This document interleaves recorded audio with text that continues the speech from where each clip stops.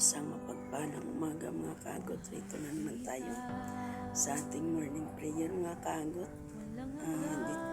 Pasa po muna tayo ng salita ng Diyos bago po tayo mag-pray mga kaagot. Dito sa Kawikaan chapter 11 verse 24 to 25 mga kaagot. Sabi niya dito, ang taong mapagbigay ay lalong yumayaman, ngunit naghihirap ang tikom ng mga kamay. Ang taong matulungin ay luluwag ang pamumuhay, at ang marunong tumulong ay tiyak na tulungan. Napakaganda ng Word of God na ito mga kaagot, dahil ito yung sign na kung ikaw ay taong matulungin, walang imposible na hindi ka rin tutulungan ng sino mang tao. Natulungan mo man o hindi, ang mahalaga ay nakatulong ka, maliit man o malaking bagay o halaga mga kaagot, ay yun ay masaya at natutuwa ang Diyos dahil nagawa mo ang kanyang kalooban. Sabi niya dito sa chapter 24, kung mapagbigay ka, ikaw ay yayaman. Naniniwala ba kayo doon mga kaagot? Kung kayo naniniwala, tiwala lamang kayo sa Panginoon, sa kanyang mga salita, dahil ang mga salita niya ito'y totoo at tapat na mangyayari ang kanyang kalooban basta't sumunod tayo. Sundin natin ang kanyang mga sinasabi sa salita niya, kalooban niya. Ngunit sabi niya, ngunit naghihirap ang tikom ng mga kamay. Tunay na experience ko rin po yan. Sa biyaya tabag ng Panginoon, ang pagkabuti ng Diyos sa buhay ko. At ito, sabi ko, ang sarap ng buhay, paglilingkod, masaya, may kapayapaan, kagalakan sa puso. Ano man ang mga dumating na mga pagsubok ay kayang-kaya na po natin pagtagumpayan. Basta't magtiwala tayo sa Panginoon, sumunod lamang tayo sa kanyang kalooban, kung ano yung kanyang mga sinasabi about sa kanyang mga salita, dahil yun po ay patuloy na mag-guide sa atin mga kaagot. Maraming salamat mga kaagot. Dito na po tayo magsimula sa ating morning prayer. Ipag-pray natin mga kaagot ang panahon na ito, dahil maraming magdamag na umulan at mayroon po tayong bagyo mga kaagot. Simula na po tayo mga kaagot. Dakilang Diyos, banal at makapangyarihan sa lahat, kami lubos na nagtitiwala sa iyo Panginoon sa umagang ito. Sa panahon ng mga kalamidad Panginoon, hindi kami Lord God nababalisa, hindi kami natatakot Panginoon, dahil alam namin Lord God na ikaw ang aming kasama sa bawat oras, minuto, segundo na aming buhay. Ililigtas mo kami Panginoon ayon sa iyong mga salita. Kung kami tapat sa iyo Panginoon Lord Jesus, anuman ang bagyong dumaraan sa aming buhay ay kaya namin pagtagumpayan na ikaw ang aming kasama, dahil pinapangunahan mo kami Lord God sa lahat ng aming mga ginagawa, mga desisyon at iniisip, na ikaw ang siyang nagtatagumpay sa aming buhay.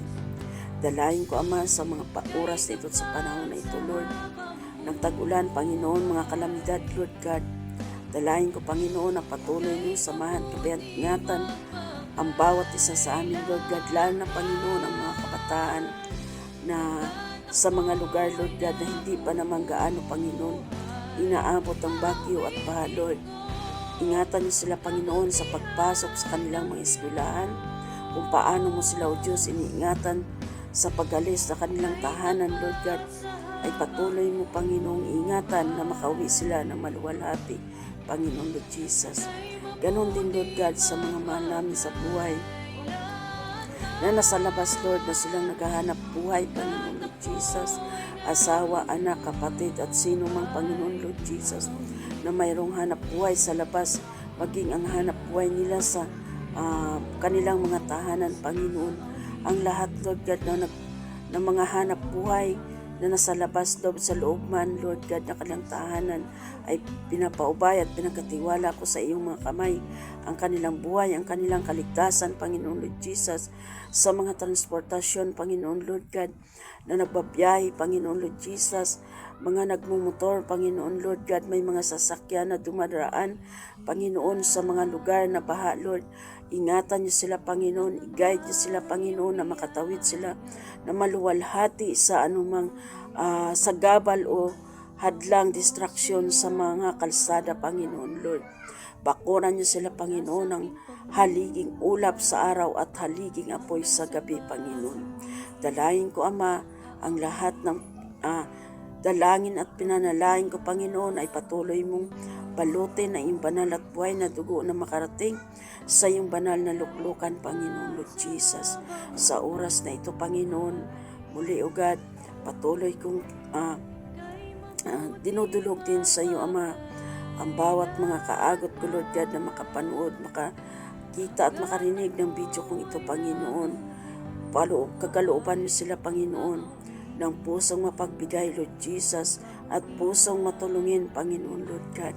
Lalo na, Panginoon, sa iyong mga anak, Lord God, na patuloy mong ipagkaloob ang espiritu ng mapagbigay, Panginoon, at espiritu ng matulungin, Panginoon Lord Jesus. Pagpalain mo, Panginoon, ang lahat ng mga kaagot ko na makapanood ng video kong ito. Sa iyo sila, Panginoon, patuloy na nagtitiwala at patuloy ko sila, Panginoon, iniintras ang kanilang mga buhay sa iyong mga kamay, na hindi mo sila iiwan, hindi mo sila pababayaan. Muli, Ama, maraming salamat sa bawat membro ng aming pamilya na patuloy mong ginagamit at dinadaluyan na imasaganang biyaya. Sa buong hapon na ito, patuloy mo silang ingatan, Panginoon. Balutin mo sila, Panginoon, ng iyong banal at buhay na dugo, mula ulo hanggang talampakan, maging ang mga kaagot tulad ng mga naghahanap buhay. Silyuhan niyo sila, Panginoon, ng iyong banal at buhay na dugo, mula ulo hanggang talampakan, ang bawat membro ng kanilang pamilya, Panginoon Lord Jesus. Muli, Ama, patuloy kong nasalamatan sa iyo ang umagang ito. Gigising ako, Diyos, na mayroong mapayapang puso at kaisipan. Patuloy na umasa, manalig, manampalataya sa iyo, Panginoon, sa umagang ito. We thank you, Lord Jesus. In Jesus' name. Amen. Amen. Maraming salamat muli, mga kagot. Salamat sa ating matagumpay na morning prayer, mga kagot. Dalangin ko sa inyo, mga kagot. Harapin natin ang buong maghapon na ito, bagamat masama ang panahon. Harapin natin na mayroong kagalakan, kapayapaan sa ating puso, mga kagot. Muli, mga kagot, like, subscribe and share sa ating mga video, dahil ang Diyos ang siya magpala sa inyong mga buhay, mga kagot.